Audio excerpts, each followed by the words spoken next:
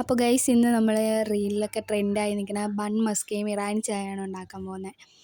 First കുറച്ച് സാധനങ്ങൾ വേണം അതിന് വേണ്ടിയിട്ട്. നമ്മളിവിടെ 2 പാക്കറ്റ് ബണ്ണും പിന്നെ ഒരു മിൽക്ക് മെയ്ഡും പിന്നെ ബട്ടറും ഒരു പാലും എടുത്തിട്ടുണ്ട് കേട്ടോ. അപ്പോൾ അടുത്തതായി നമ്മൾ കട്ടൻ ചായയാണ് കേട്ടോ ഉണ്ടാക്കാൻ പോകുന്നത്. അതിലോട്ട് കുറച്ച് ഏലക്കയും ഒക്കെ ഇട്ട് കൊടുത്തിട്ടുണ്ട്. നല്ല കടുപ്പത്തിലൊരു കട്ടൻ ചായയാണ് ഉണ്ടാക്കാൻ പോകുന്നത് കേട്ടോ.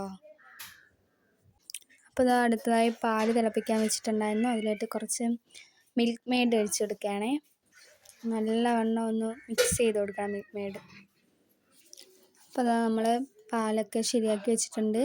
അടുത്തതായിട്ട് ബട്ടറും മിൽക്ക് മെയ്ഡും കൂടി ചേർത്ത് നന്നായിട്ടൊന്ന് ബീറ്റ് ചെയ്തെടുക്കുക. നല്ല മിക്സ് ചെയ്താക്കി എടുക്കണം കേട്ടോ. നമ്മളെ ബണ്ണിലൊന്ന് തേച്ച് പിടിപ്പിക്കാനാണ്, നല്ല മിക്സാക്കി എടുക്കണം. അപ്പോൾ ഗൈസ് നമ്മൾ അടുത്തതായിട്ട് ഒരു ബണ്ണ് എടുത്തിട്ടുണ്ട്. അത് രണ്ടായിട്ടൊന്ന് കട്ട് ചെയ്തതിന് ശേഷം നമ്മളവിടെ വെച്ചിരിക്കുന്ന ക്രീം എടുത്തൊന്ന് തേച്ച് കൊടുക്കണം കേട്ടോ. അത് എല്ലാ സൈഡും നന്നായിട്ടൊന്ന് തേച്ച് കൊടുക്കണം.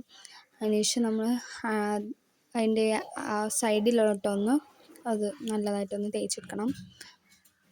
അപ്പോൾ ഗൈസ് ചായയുടെ മിക്സിംഗ് ഒന്നും വീഡിയോ എടുക്കാൻ പറ്റിയില്ല.